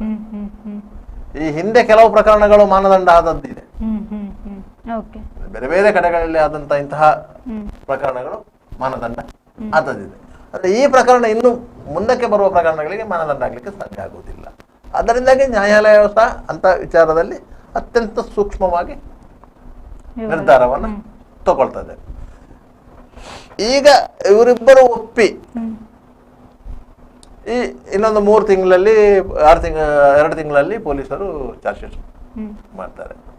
ಚಾರ್ಜ್ ಶೀಟ್ ಮಾಡಿದ ಮೇಲೂ ಜಾಮೀನು ಅಪ್ಲಿಕೇಶನ್ ಹಾಕುವಾಗ DNA ಟೆಸ್ಟ್ಗೆ ಬಾಕಿ ಇದೆ ಅಂತ. DNA ಟೆಸ್ಟು ಆದ ಮೇಲೆ ತನಿಖೆ ಒಂದು ಹಂತ ಮುಗೀತದೆ. ಚಾರ್ಜ್ ಅದರ ಮೇಲೆ ಫರ್ದರ್ ಚಾರ್ಜ್ ಶೀಟ್ ಹಾಕ್ತಾರೆ. DNA ಎಲ್ಲಿ ಟ್ಯಾಲಿ ಆದರೆ ಫರ್ದರ್ ಚಾರ್ಜ್ ಶೀಟ್ ಹಾಕ್ತಾರೆ. ಅಲ್ಲಿಗೆ ತನಿಖೆಯ ಅಂಶ ಮುಗೀತು. ಮತ್ತೆ ಇರೋದು ವಿಚಾರಣೆ ಹಂತ. ವಿಚಾರಣೆ ಆದ ಸಂದರ್ಭದಲ್ಲಿ ಇವರು ನ್ಯಾಯಾಲಯವನ್ನು ಕೊಡ್ತಾರೆ, ಜಾಮೀನು ಕೊಡಬೇಕು. ಅವನ ವಿದ್ಯಾಭ್ಯಾಸ ಮೊಟಕುಗೊಂಡಿದೆ, ಅದಕ್ಕೆ ಭವಿಷ್ಯ ಇದೆ, ಈ ರೀತಿಯಾಗಿ ಕೆಲವೊಂದು ಕಾರಣಗಳನ್ನು ಕೊಡ್ತಾರೆ. ಆ ಸಂದರ್ಭದಲ್ಲಿ ನ್ಯಾಯಾಲಯ ಜಾಮೀನು ಕೊಡ್ಬೋದು. ಜಾಮೀನು ಕೊಟ್ಟ ನಂತರ ಇವರ 2 ಫ್ಯಾಮಿಲಿಗಳು ಇದರಲ್ಲಿ ಇನ್ನು ಶಿಕ್ಷೆಯಾಗಿ ಪರ್ಮನೆಂಟ್ ಜೈಲಿಗೆ ಹೋಗೋದು ಬೇಡ ಅಂತ ಹೇಳಿ ಇದಕ್ಕೊಂದು ಫುಲ್ ಸ್ಟಾಪ್ ಹಾಕುವ ಅಂತ ಹೇಳಿ ಮದುವೆ ಮಾಡುವಂತ ತೀರ್ಮಾನ ಕೈಗೊಂಡರೆ ಆ ತೀರ್ಮಾನವನ್ನು ನ್ಯಾಯಾಲಯದ ಗಮನಕ್ಕೆ ತಂದರೆ ನ್ಯಾಯಾಲಯ ಹೇಗೆ ಪ್ರತಿಕ್ರಿಯಿಸಿದೆ ಎನ್ನುವುದು ಮುಖ್ಯ. ಆದರೆ ಚೆನ್ನೈ ಹೈಕೋರ್ಟ್ನ ತೀರ್ಪಿನ ಪ್ರಕಾರ ಮದುವೆಗಿಂತ ಮೊದಲು ಮಾಡಿದಂತ ಅಪರಾಧಕ್ಕೆ ಮದುವೆ ಪರಿಹಾರ ಅಲ್ಲ ಅಂತ ಹೇಳ್ತದೆ. ಅದರಿಂದಕ್ಕೆ ಮದುವೆ ಪರಿಹಾರ ಆಗ್ತದೆ ಅಂತೇಳಿ ನಾನು ಹೇಳ್ತಾ ಇಲ್ಲ. ಆದ್ರೆ ಅದನ್ನು ನ್ಯಾಯಾಲಯ ಹೇಗೆ ತೀರ್ಮಾನ ಮಾಡ್ತಂತ ಸರ್, ಮದುವೆ ಪರಿಹಾರ ಆದ್ರೂ ಇವರು ಮುಂದಿನ ದಿನಗಳಲ್ಲಿ ಸಂತೋಷವಾಗಿರ್ತಾರೆ ಅಥವಾ ಹುಡುಗಿನ ಚೆನ್ನಾಗಿ ನೋಡ್ಕೋತಾರೆ ಅನ್ನೋದು ಯಾವ ಗ್ಯಾರಂಟಿ ಅಂತ? ಇಷ್ಟೆಲ್ಲ ಆದ್ಮೇಲೆ ಅದು ಸಾಧ್ಯನಾ? ನೋಡಿ, ಪ್ರತಿಯೊಂದು ಮದುವೆಯು ಎಲ್ಲವೂ ಸುಸೂತ್ರವಾಗಿ ನಡೀತದೆ ಅಂತ ಇಲ್ಲ. ಹೌದು. 2 ಕುಟುಂಬಗಳು 4 ಸಾರಿ ಸೇರಿ ಚರ್ಚೆ ಮಾಡಿ ಜಾತಕ ಮೇಳಾಮೇಳಿ ಮಾಡಿ ಎಲ್ಲವನ್ನೂ ಮಾಡಿ ಎಂಗೇಜ್ಮೆಂಟ್ ಮಾಡಿ ಅದನಂತರ ಮದುವೆ ಮಾಡಿದಂತಹ 100 ಪ್ರಕರಣಗಳು ನ್ಯಾಯಾಲಯದ ಮೆಟ್ಟಿಲತ್ತಿರುವಂತಹ ನಿದರ್ಶನಗಳಿವೆ. ಅದರಿಂದಾಗಿ ಇಂತಹ ಪ್ರಕರಣಗಳು ಇನ್ನು ಮುಂದಕ್ಕೆ ಒಂದಾಗಿ ಹೋಗ್ಬಾರ್ದಂತ ಏನಿಲ್ಲ. ಅದರಿಂದ ಅದು ಮುಂದಕ್ಕೆ ಹೋಗ್ಬೋದು. ಇದೇ ಪುತ್ತೂರು ಈಗ ಕಡಬ ತಾಲೂಕಾಗಿದೆ. ಆಗ ಪುತ್ತೂರು ತಾಲೂಕಿನ ಒಂದು ಹೆಣ್ಣಿಗೆ ಮತ್ತು ಒಂದು ಗಂಡಿಗೆ ಪರಸ್ಪರ ಸಂಪರ್ಕ ಇತ್ತು. ಆ ಸಂದರ್ಭದಲ್ಲಿ ಅವಳು ಗರ್ಭವತಿ ಆದ್ಲು. ಇದೇ ಸೇಮ್ ಕೇಸ್ ಗರ್ಭವತಿ ಆದ್ಲು. ಹುಡುಗ ಮದುವೆಗೆ ಒಪ್ಲಿಲ್ಲ. ಮೋಸ್ಟ್ಲಿ ಆ ಹುಡುಗಿ ಇದು ಅದು ಅಪ್ರಾಪ್ತೆ, ಮದುವೆ ಮಾಡುವಂತ ಪರಿಸ್ಥಿತಿಯಲ್ಲಿ ಪೊಲೀಸರಿಗೆ ಕೇಸು ದಾಖಲಾಯಿತು. ಪೋಸ್ಕೋ ಕಾಯ್ದೆ ಅಡಿಯಲ್ಲಿ ಕೇಸು ದಾಖಲಾಯಿತು. ಆರೋಪಿಯ ಬಂಧನ ಆಯಿತು. ಪೊಲೀಸರು ಮತ್ತೆ ಚಾರ್ಜ್ ಶೀಟ್ ಸಬ್ಮಿಟ್ ಮಾಡಿದ್ರು. ಆ ಹೆಣ್ಣು ಮಗುವಿಗೆ ಜನನ ನೀಡಿತ್ತು. ಇದೇ ರೀತಿಯಲ್ಲಿ ಅವಳು ಮಗುವಿಗೆ ಜನ್ಮ ನೀಡಿದ್ಲು. ಅದ ನಂತರ ಏನಾಯ್ತು ಅಂತ ಹೇಳಿ ಪೊಲೀಸರಿಗೇನು ಗೊತ್ತಿರಲಿಲ್ಲ. ಆ ಕೇಸು ನ್ಯಾಯಾಲಯದಲ್ಲಿ ವಿಚಾರಣೆಗೆ ಹಂತದಲ್ಲಿ ವಿಚಾರಣೆಗೆ ಆದಾಗ ಅವಳು ಸಾಕ್ಷಿ. ಯಾಕಂದ್ರೆ ಅವಳು ದೂರದಾರಲ್ಲ, ಅದ್ರಲ್ಲಿ ಅವಳು ಸಾಕ್ಷಿ. ಬರುವಾಗ ಅವಳು ಒಂದು ಮಗುವನ್ನು ಇಟ್ಕೊಂಡು ಬರ್ತಾ ಇದ್ದಾಳಂತೆ, ಚಿಕ್ಕ ಮಗುವನ್ನು. ಯಾಕಂದ್ರೆ ಈ ಪ್ರಕರಣ ಆಗಿ 5 ವರ್ಷ ಆಗಿದೆ. ಮೊದಲನ ಮಗುವಿಗೆ 5 ವರ್ಷ ಆಗಿದೆ. ಇದು ನೋಡುವಾಗ ಇದು 1 ವರ್ಷದ ಮಗು. ಆಯ್ತಾ? ತನಿಖಾಧಿಕಾರಿ ಆಗಿದ್ದಂತ ದಿನಕರ್ ಶೆಟ್ಟಿ ಅವರು ಪುತ್ತೂರಲ್ಲಿ DSP ಆಗಿದ್ರು. ಅವರು ಅದನ್ನು ತನಿಖೆ ಮಾಡಿದವರು. ಪೋಸ್ಕೋ ಪ್ರಕರಣ ಆಗಿದ್ದರಿಂದ ಅವ್ರು ತನಿಖೆ ಮಾಡಿದ್ರು. ಅವ್ರು ಕೇಳಿದ್ರು, ಈ ಮಗು ಎಲ್ಲಿದೆ ಅಂತ. ಹೌದೇ, ಅದು ಆರೋಪಿದ್ದೆ ಮತ್ತೆ ನಾವು ಮದುವೆ ಆಗಿದ್ದೇವೆ. ಮತ್ತೆ ನಾವು ಜಮೀನಲ್ಲಿ ಬಂದ ಮೇಲೆ ನಂಗೆ 18 ದಾಟಿತ್ತು. ನಾವು ಪುನಃ ಮದುವೆ ಆದೆವು. ಅದ್ರಲ್ಲಿಂದ ಮಗು ಆಯ್ತು ಅಂತ. ಈ ರೀತಿಯ ಘಟನೆಗಳು ನಡೆದಿದೆ. ಇದು ಆ ರೀತಿ ಆಗ್ಬಾರ್ದು ಅಂತ ನಾನು ಹೇಳಲ್ಲ. ಇದು ಆ ರೀತಿ ಆಗ್ಲಿಕ್ಕೆ ಎಲ್ಲ ಸಾಧ್ಯತೆಗಳು ಇದೆ, ಇಲ್ಲ ಅಂತ ಇಲ್ಲ. ಆದರೆ ನ್ಯಾಯಾಲಯ ಈ ಕೇಸನ್ನು ಮಾತ್ರ ವಿಡ್ರಾ ಮಾಡ್ಕೊಳ್ಳೋದಿಲ್ಲ. ಯಾವುದೇ ಕ್ರಿಮಿನಲ್ ಪ್ರಕರಣವನ್ನು ನೀವು ರಾಜಿಯಲ್ಲಿ ಇತ್ಯರ್ಥ ಮಾಡಲಿಕ್ಕೆ ಸಾಧ್ಯ ಆಗುವುದಿಲ್ಲ. ಆಯ್ತಾ? ಈ ಹಿಂದೆ ಕಲ್ಕತ್ತಾ ಹೈಕೋರ್ಟು ಒಂದು ಪ್ರಕರಣಕ್ಕೆ ಸಂಬಂಧಪಟ್ಟಂತೆ ಒಂದು ಆದೇಶವನ್ನು ನೀಡಿತ್ತು. ಒಬ್ಬ ಆರೋಪಿ 17 ವರ್ಷಗಳಿಂದ ಒಂದು ಪ್ರಕರಣಕ್ಕೆ ನ್ಯಾಯಾಲಯದಲ್ಲಿ ಅಲೆದಾಡ್ತಾ ಇದ್ದ. ಅವ ಆ ಎಲ್ಲ ದಾಖಲೆ ಇಟ್ಟು ಕೋಲ್ಕತ್ತಾ ಹೈಕೋರ್ಟ್ಗೆ ಒಂದು ಅಪ್ಲಿಕೇಶನ್ ಆಗಿದ್ದ. ಈ ಪ್ರಕರಣಕ್ಕೆ ನಂಗೆ ಶಿಕ್ಷೆ ಆದರೆ ಆಗುವುದು 3 ವರ್ಷ ಶಿಕ್ಷೆ. ನಾನು ಮಾಡಿದ ತಪ್ಪಿರುವುದು ಆ 3 ವರ್ಷ. ನಾನು 17 ವರ್ಷದಿಂದ ಈ ಪ್ರಕರಣಕ್ಕೆ ಸಂಬಂಧಿಸಿದಂತೆ ನ್ಯಾಯಾಲಯಕ್ಕೆ ಅಲ್ದಾಡ್ತಾ ಇದ್ದೇನೆ. ಇವತ್ತಿನವರೆಗೂ ನ್ಯಾಯಾಲಯ ಅದರ ಬಗ್ಗೆ ತೀರ್ಮಾನ ತಗೊಂಡಿಲ್ಲ. ಆದ್ದರಿಂದ ಈ ಪ್ರಕರಣವನ್ನ ವಜಾ ಮಾಡಬೇಕು ಅಂತ ಹೇಳಿ ಇದನ್ನು ಕಲ್ಕತ್ತಾ ಹೈಕೋರ್ಟ್ ಗಂಭೀರವಾಗಿ ಪರಿಗಣಿಸಿತು. ಮತ್ತೊಂದು ಆದೇಶವನ್ನು ಹೊರಡಿಸಿತು. ಏನಂತ? ಯಾವ್ಯಾವ ಪ್ರಕರಣಗಳಲ್ಲಿ ಶಿಕ್ಷೆಯ ಪ್ರಮಾಣ ಎಷ್ಟಿದೆಯೋ ಅದಕ್ಕಿಂತ ಜಾಸ್ತಿಯಾಗಿ ಆ ಪ್ರಕರಣ ಇತ್ಯರ್ಥ ಆಗದಿದ್ದರೆ ಅಂತ ಪ್ರಕರಣಗಳೆಲ್ಲ ವಜಾ ಮಾಡಿದ್ದಾರೆ. ಈಗ ಒಂದು ಪ್ರಕರಣದಲ್ಲಿ ಶಿಕ್ಷೆಯ ಪ್ರಮಾಣ 3 ವರ್ಷ ಇದೆ. 4 ವರ್ಷಗಳವರೆಗೂ ಆ ಪ್ರಕರಣದ ವಿಚಾರಣೆ ನಡೆಯಲಿಲ್ಲ ಅಂತಾದ್ರೆ ಆ ಪ್ರಕರಣ ವಜಾ ಮಾಡಿ. ಯಾಕಂದ್ರೆ 3 ವರ್ಷಗಳ ಶಿಕ್ಷೆ ಅನುಭವಿಸಿದೆ ಅಂತ. ಇವಾಗ ನ್ಯಾಯಾಲಯಕ್ಕೆ 3 ವರ್ಷಗಳ ಕಾಲ ಶಿಕ್ಷೆ ಅನುಭವಿಸಿದ, 4 ವರ್ಷಗಳ ಕಾಲ ಶಿಕ್ಷೆ ಅನುಭವಿಸಿದ. ಪ್ರತಿ ಬಾರಿ ನ್ಯಾಯಾಲಯಕ್ಕೆ ಹೋಗ್ತಾ ಇದ್ದ, ಇದೆಲ್ಲ ಮಾಡ್ತಾ ಇದ್ದ, ಅವ್ರು ಹೋಗ್ತಾ ಇದ್ದ. ಅದನ್ನ ವಜಾ ಮಾಡ್ಬೇಕು ಅಂತ ಹೇಳಿ ಇದು ಏನು ಪರಿಣಾಮ ಬೀರುತ್ತು ಅಂತ ಹೇಳಿದ್ರೆ, ಒಂದು ಹೈಕೋರ್ಟ್ ನೀಡಿದ ಅಂತಹ ತೀರ್ಪು ದೇಶದ ಎಲ್ಲಾ ನ್ಯಾಯಾಲಯಗಳಿಗೂ ಅಪ್ಲೈ ಆಗುತ್ತೆ. ಕೇವಲ ಆ ತೀರ್ಪಿಗೆ ಮಾತ್ರ ಅಪ್ಲೈ ಆಗೋದಲ್ಲ, ದೇಶದ ಎಲ್ಲಾ ನ್ಯಾಯಾಲಯಗಳಿಗೆ ಅಪ್ಲೈ ಆಗ್ತದೆ. ಅಪ್ಲೈ ಆದಾಗ ಏನಾಯ್ತು, ಯಾವ ನ್ಯಾಯಾಲಯದಲ್ಲಿ ಅಂತಹ ಪ್ರಕರಣಗಳಿತ್ತು ಅಂತ ಎಲ್ಲ ಪ್ರಕರಣಗಳನ್ನು ಮ್ಯಾಜಿಸ್ಟ್ರೇಟ್ಗಳು ವಜಾ ಮಾಡಿದಾಗ ಅದರಲ್ಲಿ ಯಾರು ಬೆನಿಫಿಷಿಯರ್ಸ್, ಫಲಾನುಭವಿಗಳು ಯಾರು ಅಂತ ಆಗ್ಬೇಕಲ್ಲ. ಆಕ್ಸಿಡೆಂಟ್ ಕೇಸ್ ಇದ್ದಂತ ಡ್ರೈವರ್ಗಳು, ಯಾಕಂದ್ರೆ ಅವರ ಶಿಕ್ಷೆಯ ಪ್ರಮಾಣ ಇರುವುದು ಎಷ್ಟಂತ ಹೇಳಿದ್ರೆ 6 ತಿಂಗಳು, 1 ವರ್ಷ, 2 ವರ್ಷ. ಆಕ್ಸಿಡೆಂಟ್ ಆಗಿ ಡೆತ್ ಆದ್ರೂ ಆಗುವುದು ಗರಿಷ್ಠ 3 ವರ್ಷ. ಉದ್ದೇಶ ಪೂರ್ವಕವಲ್ಲದ ಆಕ್ಸಿಡೆಂಟ್ ಅಂತ ಆದ್ಮೇಲೆ ಅದಕ್ಕೆ ಗರಿಷ್ಠ ಅಂದ್ರೆ 3 ವರ್ಷ. ನಿರ್ಲಕ್ಷ್ಯದ ಚಾಲನೆಗೆ ಮಾತ್ರ 3 ವರ್ಷ. ಕಳ್ಳರು, ಕಳ್ಳತನದ ಪ್ರಕರಣಗಳು, ಕಳ್ಳತನದ ಪ್ರಕರಣ ಸೆಕ್ಷನ್ 380 ಇದ್ದದ್ದು. ಅಂತಹ ಪ್ರಕರಣಗಳಲ್ಲಿ ನಿಮ್ಗೆ ಶಿಕ್ಷೆಯ ಪ್ರಮಾಣ ಹಿಡಿದು 6 ತಿಂಗಳು, 8 ತಿಂಗಳು, 9 ತಿಂಗಳು, 10 ತಿಂಗಳು, 1 ವರ್ಷ, 2 ವರ್ಷ, ಈ ರೀತಿಯ ಶಿಕ್ಷೆ ಪ್ರಮಾಣ ಅಂತ ಎಲ್ಲ ಪ್ರಕರಣಗಳು ವಜಾ ಆಯ್ತು. ವಜಾ ಆಗಿ ಎಲ್ಲರೂ ಖುಷಿ ಆಯ್ತು. ಕೋಲ್ಕತ್ತಾ ಪಶ್ಚಿಮ ಬಂಗಾಳ ಸರ್ಕಾರ ಏನು ಮಾಡಿತು ಅಂತ ಹೇಳಿದ್ರೆ, ಆ ತೀರ್ಪಿನ ಮೇಲೆ ಸುಪ್ರೀಂ ಕೋರ್ಟಿಗೆ ಅಪೀಲ್ ಹೋಯ್ತು. ಸಹಜವಾಗಿ ಹೋಗುವಂಥದ್ದು ಯಾವುದೇ ಪ್ರಕರಣ ಇರಲಿ, ಒಂದು ಕೋರ್ಟು ಒಂದು ಜಜ್ಮೆಂಟ್ ಕೊಟ್ರೆ ಅದರ ಮೇಲೆ ಅಪೀಲ್ ಇರ್ತದೆ. ಒಂದ ಕಂಪ್ಲೇಂಟ್ ಪಾರ್ಟಿ ಅಪೀಲ್ ಹೋಗ್ತದೆ, ಕಂಪ್ಲೇಂಟ್ ನ ಪರವಾಗಿ ಸರ್ಕಾರ ಹೋಗ್ತದೆ. ಆರೋಪಿಗೆ ಶಿಕ್ಷೆ ಆದ್ರೆ ಆರೋಪಿ ಹೋಗ್ತಾನೆ. ಅದರಿಂದಾಗಿ ಎರಡೂ ಪಾರ್ಟಿಯಿಂದ ಅಪೀಲ್ ಹೋಗ್ತದೆ. ಅದರಿಂದಾಗಿ ಹೈಕೋರ್ಟ್ ತೀರ್ಪಿನ ವಿರುದ್ಧವಾಗಿ ಪಶ್ಚಿಮ ಬಂಗಾಳ ಸರ್ಕಾರ ಸುಪ್ರೀಂ ಕೋರ್ಟ್ಗೆ ಅಪೀಲ್ ಹೋಗ್ತದೆ. ಸುಪ್ರೀಂ ಕೋರ್ಟ್ ಅಲ್ಲಿ ಪ್ರಕರಣ ಬಂದಾಗ ಸುಪ್ರೀಂ ಕೋರ್ಟ್ ಜಸ್ಟಿಸ್ ಅವರು ಏನು ತೀರ್ಮಾನ ಮಾಡಿದ್ರು, ಯಾವುದೇ ಪ್ರಕರಣವನ್ನು ವಜಾ ಮಾಡುವಂತ ಅವಕಾಶ ಇಲ್ಲ, ವಜಾ ಮಾಡುವಂತ ಅವಕಾಶ ಇಲ್ಲ. ಪ್ರತಿಯೊಂದು ಪ್ರಕರಣವೂ ನ್ಯಾಯಾಲಯದಲ್ಲಿ ವಿಚಾರಣೆ ಆಗಿಯೇ ತೀರ್ಮಾನ ಆಗಬೇಕು. ಒಂದು ಶಿಕ್ಷೆ ಆಗಬೇಕು, ಇಲ್ಲಾಂದ್ರೆ ಖುಲಾಸೆ ಆಗಬೇಕು, ಅಂತಿಂತ ವಿಚಾರಣೆ ಆಗಬೇಕು ಅಂತ ಹೇಳಿ ಸುಪ್ರೀಂ ಕೋರ್ಟ್ ತೀರ್ಮಾನ ಜಡ್ಜ್ಮೆಂಟ್ ಕೊಟ್ಟಿದೆ. ಆ ಜಡ್ಜ್ಮೆಂಟ್ ಕಾಪಿ ಪುನಃ ಬಂತು ಎಲ್ಲ ನ್ಯಾಯಾಲಯಗಳು. ಪುನಃ 2 ವರ್ಷದ ಹಿಂದೆ ಎಲ್ಲ ವಜಾ ಆಗಿತ್ತಲ್ಲ ಪ್ರಕರಣಗಳು, ಅದೆಲ್ಲ ಪುನಃ ಮೇಲೆ ಬಂತು. ಪುನಃ ಅವರಿಗೆ ಸಮನ್ಸ್ ಹೋಯ್ತು. ಎಷ್ಟು ಸಮಸ್ಯೆ ಆಯ್ತು ಅಂತ ಹೇಳಿದ್ರೆ, ಆರೋಪಿಗಳು ಪುನಃ ನ್ಯಾಯಾಲಯಕ್ಕೆ ಹೋಗ್ಬೇಕಾದ್ರೆ ಪುನಃ ಜಾಮೀನು ಮಾಡ್ಬೇಕಾಯ್ತು. ಜಾಮೀನನ್ನು ಕೊಡೋಣ, ಮೊದಲನೇ ಜಾಮೀನು ಕ್ಯಾನ್ಸಲ್ ಆಗಿದೆ. ಮೊದಲೊಮ್ಮೆ ಜಾಮೀನು ಕೊಟ್ಟಿದ್ದಾರೆ, ಅದು ಕ್ಯಾನ್ಸಲ್ ಆಗಿರ್ತದೆ. ಆದ್ದರಿಂದಾಗಿ ಅಂತಹ ಜಡ್ಜ್ಮೆಂಟ್ಗಳು ಬರ್ತದೆ. ಈ ಪ್ರಕರಣದಲ್ಲೂ ಅಷ್ಟೇ. ಇದನ್ನು ನ್ಯಾಯಾಲಯದ ಹೊರಗೆ ನಾವು ಇತ್ಯರ್ಥ ಮಾಡಿದ್ದೇವೆ ಅಂತ ಹೇಳಿ ಎರಡೂ ಮನೆಯವರು, ಸಂತಪ್ತ ಫ್ಯಾಮಿಲಿ ಇರ್ಬೋದು, ಆರೋಪಿ ಫ್ಯಾಮಿಲಿ ಇರ್ಬೋದು, ನ್ಯಾಯಾಲಯಕ್ಕೆ ಜಾಯಿಂಟ್ ಎಫಿಡವಿಟ್ ಹಾಕಿದ್ರು ಸಹ ನ್ಯಾಯಾಲಯ ಅದನ್ನು ಪರಿಗಣನೆಗೆ ತಗೊಳ್ಳೋದಿಲ್ಲ.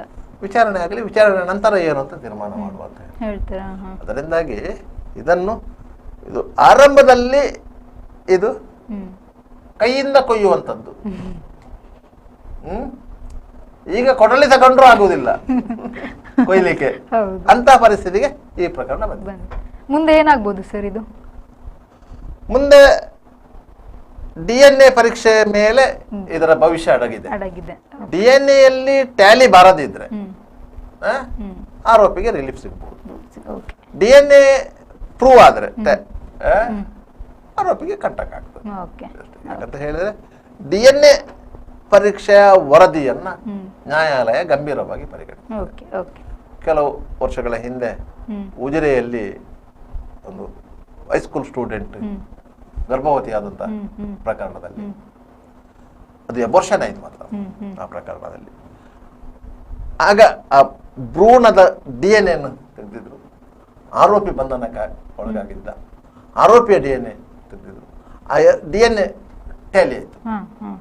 ಆ DNA ಬಾಲಕಿಯ ಭ್ರೂಣದ DNA ಆರೋಪಿಯ ರಕ್ತದ ಮಾದರಿಗೂ ಟ್ಯಾಲಿ ಆಯ್ತು. ಅದರ ವರದಿ ಬಂತು. ಆ ವರದಿಯ ಆಧಾರದಲ್ಲಿ ಮಂಗಳೂರಿನ ಪೋಸ್ಕೋ ನ್ಯಾಯಾಲಯ ಆರೋಪಿಗೆ 20 ವರ್ಷ ಶಿಕ್ಷೆ ವಿಧಿಸಿದೆ. ಆದ್ದರಿಂದ ಅದು ಅತ್ಯಂತ ವೈಜ್ಞಾನಿಕವಾದಂತಹ ಸಾಕ್ಷ್ಯ. ಅದನ್ನು ನ್ಯಾಯಾಲಯ ನಿರಾಕರಿಸಲಿಕ್ಕೆ ಸಾಧ್ಯ ಆಗುವುದಿಲ್ಲ. ವೈಜ್ಞಾನಿಕ ಸಾಕ್ಷ್ಯವನ್ನು ನ್ಯಾಯಾಲಯ ನಿರಾಕರಿಸಲಿಲ್ಲ. ನೀವು ಓರಲ್ ಎವಿಡೆನ್ಸ್ಗಳು ಏನಿದೆ, ಸಾಕ್ಷಿಗಳು ಹೇಳ್ತಾರೆ, ಅದರ ಮೇಲೆ ನಿಮಗೆ ಬೇರೆ ಇದು ಬರುತ್ತೆ, ಸಾಕ್ಷಿದಾರರ ಕ್ರಾಸ್ ಎಕ್ಸಾಮಿನೇಷನ್. ಈ ಸಂದರ್ಭದಲ್ಲಿ ಬೇರೆ ಬೇರೆ ಅಭಿಪ್ರಾಯಗಳು ಬರ್ಬೋದು. ಆದರೆ ಈ ವೈಜ್ಞಾನಿಕ ಸಾಕ್ಷ್ಯವನ್ನ ನೀವು ನಿರಾಕರಿಸಲಿಕ್ಕೆ ಸಾಧ್ಯ. ನೀವು ವೈಜ್ಞಾನಿಕ ಸಾಕ್ಷ್ಯವನ್ನು ನೀವು ಹೇಗೆ ನಿರಾಕರಿಸಲಿಕ್ಕೆ ಆಗ್ತದೆ ಅಂತ ಹೇಳಿದ್ರೆ, ಅಲ್ಲಿ ಸಂಗ್ರಹ ಮಾಡಿದ್ದಂತಹ DNA ಸ್ಯಾಂಪಲ್ಸ್ ಏನಿದೆ ಅದನ್ನು ಕ್ರಮಬದ್ಧವಾಗಿ ಮಾಡಿರಲಿಲ್ಲ ಅಂತ ಆದ್ರೆ ಮಾತ್ರ ಆ ವೈಜ್ಞಾನಿಕ ಸಾಕ್ಷ್ಯವನ್ನು ನ್ಯಾಯಾಲಯ ಒಪ್ಪುವುದಿಲ್ಲ. ಕ್ರಮಬದ್ಧವಾಗಿ ಮಾಡಿಲ್ಲ ಅಂತಂದ್ರೆ ಅದರ ಮೇಲೆ ವಕೀಲರ ಬುದ್ಧಿವಂತಿಕೆ ಇರುವುದು. ಅದರಿಂದಾಗಿ ಯಾಕಂತ ಹೇಳಿದ್ರೆ ಯಾವುದೇ DNA ಸಾಕ್ಷ್ಯವನ್ನು ಸಂಗ್ರಹಿಸುವಾಗ ಕೆಲವೊಂದು ವಿಧಿವಿಧಾನಗಳಿವೆ. ಆ ರೀತಿಯಾಗಿ ತಗೊಂಡು ಏನಿಲ್ಲ, ಒಬ್ಬ ಡಾಕ್ಟರ್ನ ಕರ್ಕೊಂಡು ಬಂದು ಒಂದು ಬ್ಲಡ್ ತೆಗೆಯುವುದು ಅಂತಲ್ಲ. ಅದಕ್ಕೆ ಇಂಥದ್ದೇ ಡಾಕ್ಟರ್ ಆಗಬೇಕು, ಇಂಥವರೇ ಸಮ್ಮುಖದಲ್ಲಿ ತೆಗಿಬೇಕು, ಎಲ್ಲವಿದೆ. ಈಗ ಆರೋಪಿಯ DNA ತೆಗಿಬೇಕಾದ್ರೆ ನೀವು ನ್ಯಾಯಾಧೀಶರ ಮುಂದೆ ತೆಗಿಬೇಕು.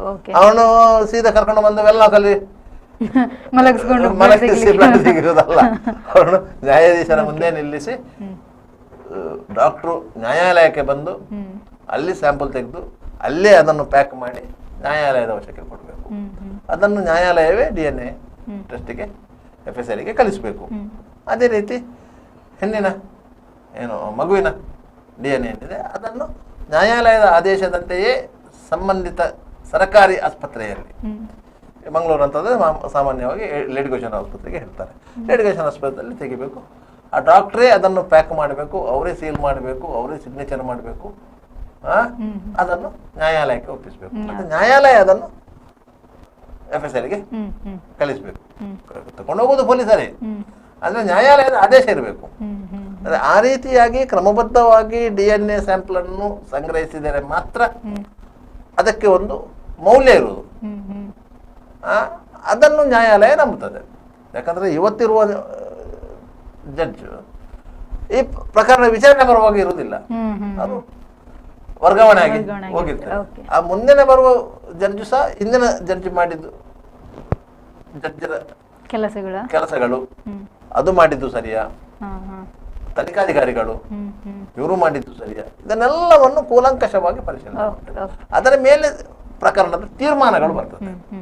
ಅದರಿಂದಾಗಿ ಎಲ್ಲ ಪ್ರಕರಣಗಳಲ್ಲಿ ನೀವು ಆರೋಪಿಗಳು ಖುಲಾಸೆ ಹೇಗೆ ಆಗ್ತಾರೆ ಅಂತ ನಾವು ಹೇಳ್ತೇವೆ. ಕೆಲವು ಪ್ರಕರಣಗಳು ಖುಲಾಸೆ ಆಗ್ತಾರೆ. ತನಿಖೆಯಲ್ಲಿ ಏನೆಲ್ಲ ಎಡವಟ್ಟುಗಳನ್ನು ಮಾಡ್ತಾರೋ ಪೊಲೀಸರು, ಆ ಎಡವಟ್ಟುಗಳನ್ನು ನ್ಯಾಯಾಲಯದ ಮುಂದಕ್ಕೆ ಆರೋಪಿ ಪರ ವಕೀಲರು ಸಮರ್ಥವಾಗಿ ತಂದರೆ ಅಂತ ಕೇಸುಗಳಲ್ಲಿ ಖುಲಾಸೆ ಆಗುವುದು. ಯಾಕಂತ ಹೇಳಿದ್ರೆ ಪೊಲೀಸರು ಯಾವುದೇ ಪ್ರಕರಣದಲ್ಲಿ ನಿರಪರಾಧಿಗಳನ್ನು ತಂದು ನ್ಯಾಯಾಲಯದ ಮುಂದೆ ನಿಲ್ಲಿಸ್ತಾರಂತೇಳಿ ನಾನು ನಂಬುದಿಲ್ಲ. ಖಂಡಿತವಾಗಿಯೂ ನಿಲ್ಲಿಸುವುದಿಲ್ಲ. ಅದು ಪೊಲೀಸರು ನಿರಪರಾಧಿಗಳನ್ನೊಮ್ಮೆ ತಂದು ನಿಲ್ಲಿಸುವುದು ಅಂತ ಪ್ರಕರಣಗಳಲ್ಲಿ ಗುಂಪು ಗಲಭೆಗಳೆಲ್ಲ ಆಗ್ತದೆ. ಅಂತ ಸಂದರ್ಭದಲ್ಲಿ ಒಂದು 50 ಮಂದಿ ಮೇಲೆ ಕೇಸ್ ಆಗಿರ್ತದೆ. ಆಗ ಕೈಗೆ ಸಿಕ್ಕಿದವರ ನಿರಪರಾಧಿಗಳನ್ನ ತಂದು ಅಂತ ಕೇಸುಗಳಲ್ಲಿ ಅವರು ಫಿಕ್ಸ್ ಮಾಡ್ತಾರೆ ಹೊರತು ಇಂತಹ ಗಂಭೀರ ಪ್ರಕರಣಗಳಲ್ಲಿ ಆರೋಪಿಗಳನ್ನ ಫಿಕ್ಸ್ ಮಾಡುವಂತಹ ಇದಿಲ್ಲ. ಇಲ್ಲದ ಆರೋಪಿಗಳು ಇನ್ನೊಬ್ಬರನ್ನು ಕೊಟ್ಟು ತಪ್ಪಿಸಿಕೊಂಡದ್ದಿದೆ. ಆರೋಪಿಗಳೇ ಇನ್ನೊಬ್ಬರನ್ನ ನನ್ನ ಪರವಾಗಿ ಅವ ಬರ್ತಾನೆ, ನೀವು ಅವನನ್ನು ಒಂದು ಫಿಕ್ಸ್ ಮಾಡಿದ್ದೇನೆ, ಓಕೆ ಓಕೆ ಆ ರೀತಿ ಮಾಡಿದ್ದು ಇದೆ. ಆರೋಪಿಗಳನ್ನು ಬದಲಾವಣೆ ಮಾಡಿದ್ದು ಇದೆ. ಅದು ಪೊಲೀಸರ ಗಮನಕ್ಕೂ ಬರ್ತಿತ್ತು, ಆರೋಪಿಗಳ ಗಮನಕ್ಕೂ ಬರ್ತಾ ಇತ್ತು. ಯಾಕಂದ್ರೆ ಅದರಲ್ಲಿ ಒಂದು ಡೀಲ್ ಸಹ ಇತ್ತು. ಒಬ್ಬ ಕೆಲಸ ಇಲ್ಲದ ಅವನನ್ನು ಕರ್ಕೊಂಡು ಹೋಗುದು. ಈಗ ಮಾರೆ ನೀನೊಂದು 6 ತಿಂಗಳು ಜೈಲಲ್ಲಿ ಇರಬೇಕು, ನಿಂಗೆ 6 ತಿಂಗಳಿಗೆ ನಿಂಗೆ ತಿಂಗಳಿಗೆ 15,000 ರೂಪಾಯಿಗೆ ನಿನ್ನ ಮನೆಗೆ ನಾವು ಕೊಡ್ತೇವೆ. ನಿಮ್ಗೆ ಜೈಲಲ್ಲಿ ಇರುವ ಏನು ವ್ಯವಸ್ಥೆ ಇದೆ, ಈಗ ಊಟ ಗೀಟ ಅದಕ್ಕೆಲ್ಲ ನಾವು ವ್ಯವಸ್ಥೆ ಮಾಡ್ತೇವೆ. ಜೈಲಲ್ಲಿ ನಮ್ಮ ಪರವಾಗಿ ಕೂತರಾಯ್ತು, ಮತ್ತೆ ಕೋರ್ಟ್ ಖರ್ಚೆಲ್ಲ ನಾವು ನೋಡ್ತೇವೆ ಅಂತ ಹೇಳಿದ್ರೆ, ಕೆಲಸ ಇಲ್ಲದೆ ಉಂಡಾಡಿ ಗುಂಡನಾಗಿ ತಿರುಗಾಡ್ತಿದ್ದವ ಹೋಗಿ ಜೈಲಲ್ಲಿ ಕೂತ್ಕೊಳ್ತಾನೆ. ಅವನ ಮನೆಯನ್ನು ಹೋಗ್ತಾನೆ, ಮನೆಗೆ ನಯ ಪೈಸೆ ಕೊಡ್ತಾನೆ, ಇದು ಬರ್ತಾ ಇದ್ದಾನೆ ಅಂತ ಹೇಳಿ. ಆ ರೀತಿಯ ಇದು ಅದದ್ದು ಇದೆ. ಅದರಿಂದಾಗಿ ಕಾನೂನಿನಲ್ಲಿ ಆ ರೀತಿಯ ಅಂಶಗಳಿವೆ. ಆ ಅಂಶಗಳೆಲ್ಲವನ್ನು ಒಂದು ಕಡೆ ಕ್ರೋಢೀಕರಿಸಿದ್ರೆ ಈ ಪ್ರಕರಣದಲ್ಲಿ ಹೈಪಾದಂತ ಪ್ರಕರಣ, ಇದರಲ್ಲಿ ನೀವು ಏನು ಅಂಡರ್ ವ್ಯವಹಾರ ಮಾಡ್ಲಿಕ್ಕೆ ಆಗುದಿಲ್ಲ. ಅಲ್ಲಿಂದ ಆ ರೀತಿಯಾಗಿ ಮುಗಿಬೇಕು. ನೋಡಿದ್ರಲ್ಲ ವೀಕ್ಷಕರು, ಇದಾಗಿತ್ತು ಇವತ್ತಿನ ಸುದ್ದಿಗೊಂದು ಗುದ್ದುವಿನ ವಿಚಾರ. ಮುಂದೆ ಇನ್ನಷ್ಟು ಸುದ್ದಿನ ನಿಮ್ಗೋಸ್ಕರ ತಗೊಂಡ್ ಬರ್ತೀವಿ. ಅಲ್ಲಿವರೆಗೂ ನೋಡ್ತಾ ಇರಿ V4 news.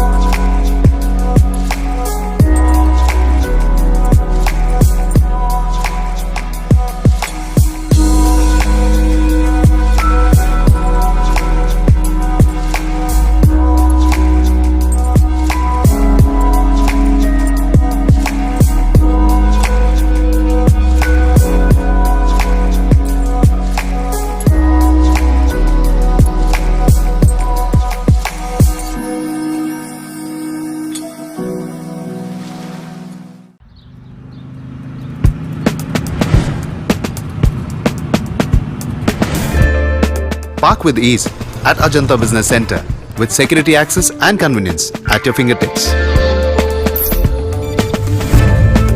Step into a welcoming lobby where a warm smile greets you and your clients. With top-tier amenities, Ajanta set the stage for our success, leading us to Ashoka Business Center as our next upgrade. Invest in workspaces managed by Vortex. Invest Smart. Invest in Mangaluru. The Father Mullah Charitable Institutions, the most modern linear accelerator, only one of its kind in this region for specific burning of cancer cells. We have all precision equipments and instruments for both invasive and non-invasive surgical procedures and diagnosis, ultrasonic color Doppler, CT scan and MRI machines. The operation theatres are equipped with contemporary equipments, high-tech intensive care units, neo and postnatal units, burns unit, cath lab and cardiothoracic units are fully equipped. Our NICU is the largest in the city. The blood bank and cell separator and casualty are 24-hour services. The Father Mullah Charitable Institutions. Ideal ice cream, milky way to your heart.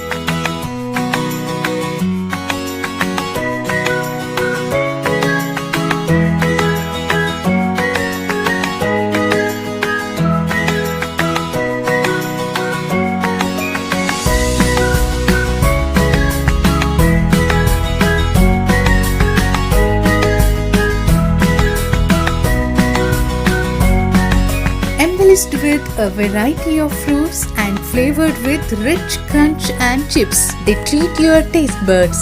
Ideal ice cream.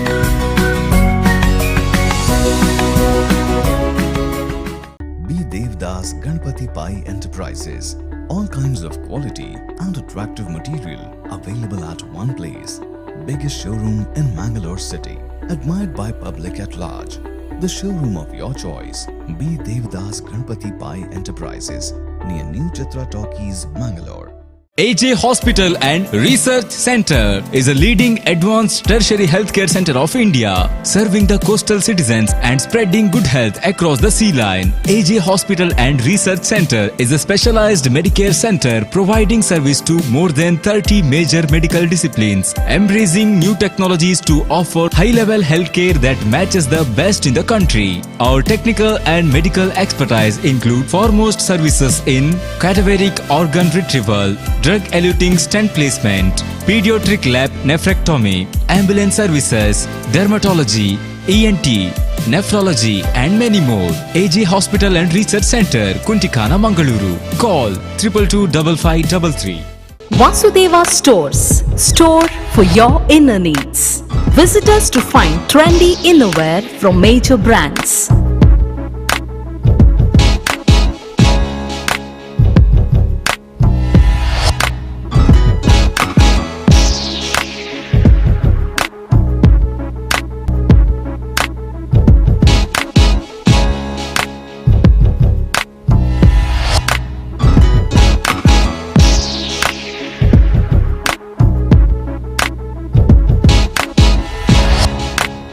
Visit Vasudeva Stores, ground floor, Ideal Towers near Sharavu Ganapati Temple, Mangaluru.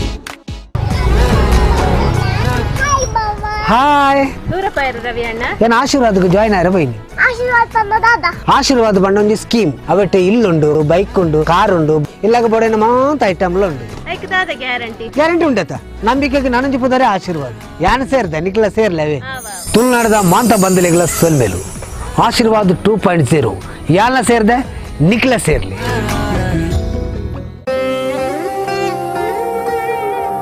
ಆಹಾ, shining ಆದ್ರೆ ಏನೋ missing.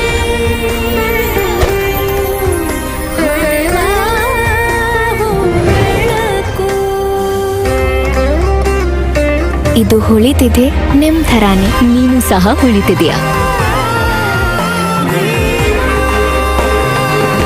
ಶತಮಾನದ ವಾರಸುದಾರಿಕೆಯ ಹೊಸ ಮುಖ ಭೀಮಾ, ಬದಲಾವಣೆ ಹೊಳೆಯುತ್ತಿದೆ.